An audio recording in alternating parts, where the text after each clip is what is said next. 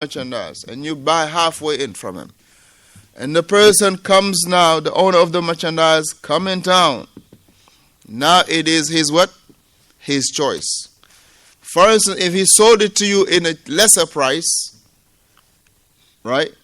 He has the choice to call it for the validity or not of the transaction.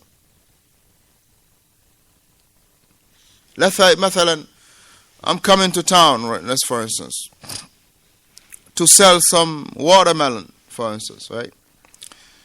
And halfway, you meet me halfway. It's like, okay, the brother will come every Sunday.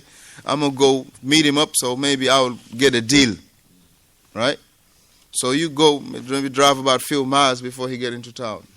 And you came, hey, okay, give me like a good 10 watermelon, like $1 a piece, for instance, right? So the person, sold you 10 watermelon, $1 a piece, for instance. But when he came in the souk, he came in the town. The original owner of it, or the one that just purchased? No, the one that purchased it. The owner of the merchandise now. He owned it. One that met him. Yes. Now that's his property. Now if he's seen that the individual that he sold it, he got it from, kind of beat him on the price, it is on his ikhtiyar to call it, to void it or not. To void it or not. It is his choice to void it. Now this is the Sharia. This is why Umar radiyallahu anhu arda used to say, whoever does not have knowledge of buying and selling, let him not come close to our souk. Umar radiyallahu anhu used to say, whoever does not have the knowledge, meaning from the book of the Sunnah of buying and selling, let him not come near our souk. So therefore, alhamdulillah, buying and selling is a very noble thing, to the point that there is no book of fiqh except that you will find the chapter of al-bay' wa shira', that you will find the chapter of buying and selling. طيب. So alhamdulillah, this is important, that alhamdulillah, some of us buying and selling, that we sometimes look into the matters of buying and selling. He say here, the Messenger sallallahu alayhi wa sallam, Shaykh Salih Uthaymin, he say, وَلَمْ يَقُلْ فَإِنَّ الشِّرَاء بَاطِل. He didn't say that the transaction is invalid.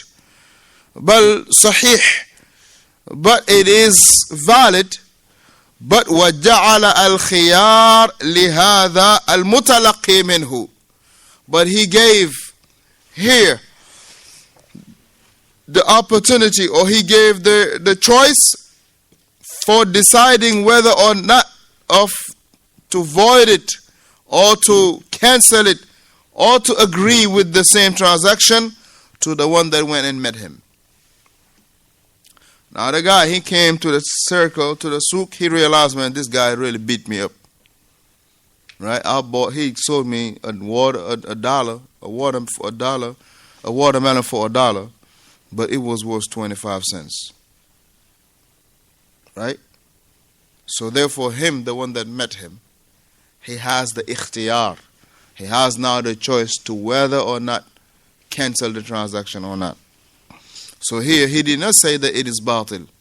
He say it is the ikhtiyar, the choice of the person that did what? That went and met him up and bought it. So he can say, hey, I want my money back, take your merchandise. Right. Right? But he didn't say the transaction was valid, was invalid. Nah. He can void the contract. He can void the contract. Now, Abdurrahman. The prohibition here is really on the buyer beware, for the person that's trying to buy. That is the Rasul sallallahu alaihi wasallam here trying to protect the Muslims from going out. No, here the prohibition is to go and meet. Not to go and meet. Not to go and meet. Right, so it seems like Rasul sallallahu alaihi wasallam is trying to protect us. Oh, yes. No, yes, we can see that in that. Yes, we can see that in that. Tayyib, the number 10. Oh, that should be. I thought that was 2. No, that's number 9. This one was number 9. غش رجل, a person cheated. Alex Rogan. If, for example, in the market, they're selling today, like the watermelon, $5 today, and the next day it's like $7, and the buyer went to meet the seller and ask him, okay, yes, I want you to give me for like $6, so $6. And the seller accepted to give him the deal. And the seller comes to the market and realized that it's $7 or $8, for example. And in that transaction, the seller can... No, not the seller, but the buyer. The buyer is the one that have the ikhtiyar. Yeah, the ikhtiyar, but that was based on if he found out that wholesaler cheated him. But the wholesaler didn't have nothing to do with what that market was setting the price at, right? Right. I mean, the whole thing is that the person that is the buyer, he can come and say, listen, I want to cancel that. Not the seller. So Because they already agree on the transaction. Number 9 was the person who Cheated, yes. in the contract. That's the same one. Valid. That's the This same is one. still That's the false. same one. That was the example. Number 10. Now, what if we flip it the other way? The one that was selling the watermelon halfway, he sold it for $1. Now he came to the market, the watermelons are going for $10. No, it's an agreement that they agree. It's an agreement that they agree. That's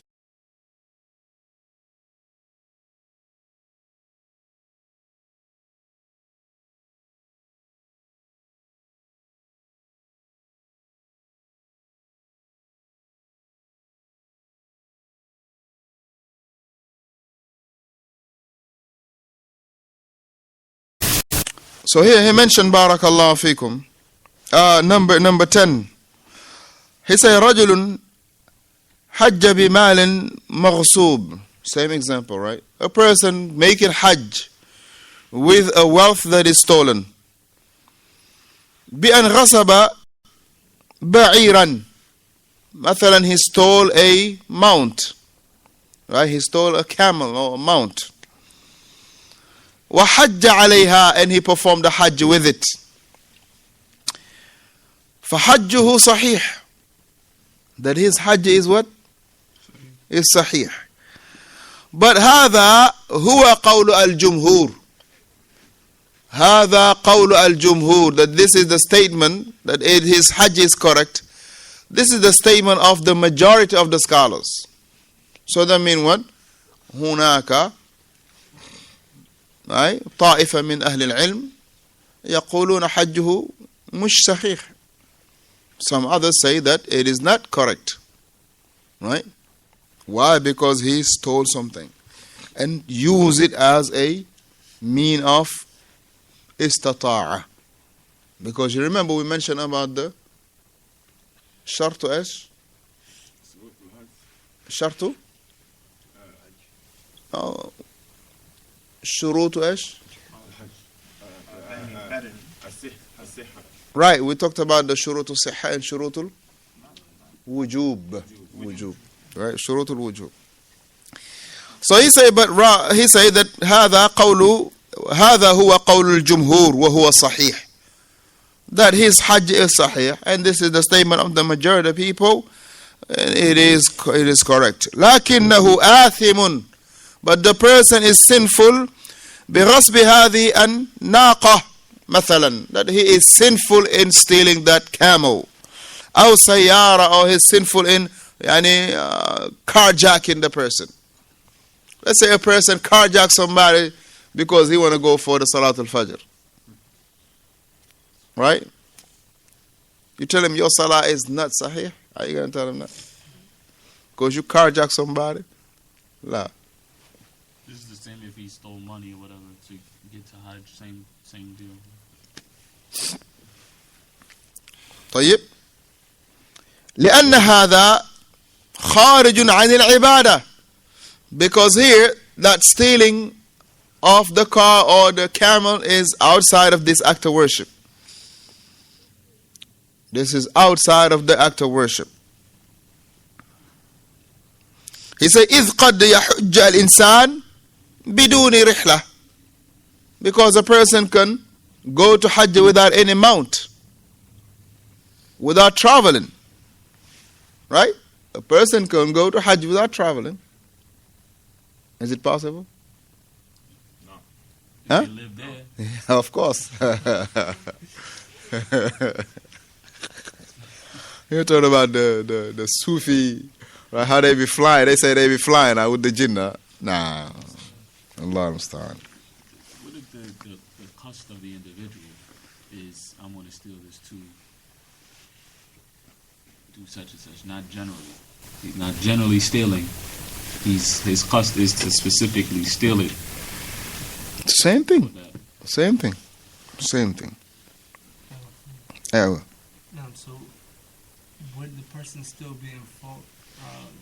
Going back to the knife shooting. Knife example. Who be in fault? Would this person who's selling still be at fault if he explains to the seller that this is bootleg, this is, this is not a real, Jordan. Even if they agree on that. Even if they agree, okay, this is the person selling know that this is not real, the one buying and knowing this is not real. Even if that transaction, barakallahu fikum, it is not a matter, the transaction buying and selling here, even if it involves cheating, if there is an agreement, it is there. But there is a prohibition of what Shaykh Ibn Baz rahimahullah called a intellectual property. Intellectual property. This is where the issue is. The issue is not about they agree or not, whether this is okay. I got this book, it's like it's a counterfeit book, right? But as long as there's an agreement to it, their bargain or the transaction takes place. But here there is something prior to that, which is what? Which is taking something that doesn't belong to you. Which is what? Which is that we mentioned about the intellectual property, the Shaykh Ibn Baz rahimahullah, he calls it.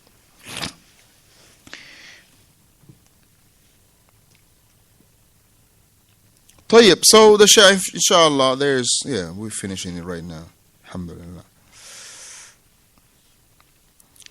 Now, important issue he say here, فَلَوْ أَنَّ رَجُلًا تَعَبَّدَ اللَّهَ عَزَّ وَجَلَّ بِشَيْءٍ وَأَنْكَرَ عَلَيْهِ إِنسَانًا.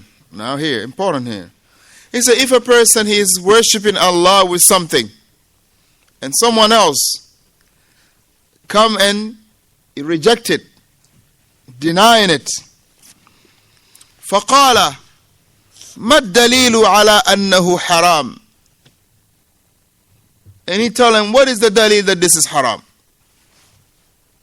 A person is doing an act of worship. Right? Bishay'in. He's making a worship. He's doing something as an act of worship. Someone else come and, reject that worship. Faqala, and the person doing it telling him, hey, what is the proof that this is haram? Is that question really proper? No. No, it's not. Is the question a problem? Huh? You said is the question a problem? Is it proper? Oh, la. It is not. Because here the question was the other way around. The person that told him, hey, the one that rejected the act of worship, right? The one that rejected the act of worship was the one supposed to ask him for the dalil of this action of worship. Not the one doing it. Asking the one denying this act of worship to tell him, hey, what is the proof that this act is what? Is not permissible. Or it is haram. فالقول قول منكر فيقول الدليل هو أن الأصل في العبادة ممنوع وخطر حتى يقوم الدليل على أنها مشروعة. But rather here he mentioned that the statement is for the one that is rejecting it. That questioning of what is your dalil is for the one that is rejecting that act of worship.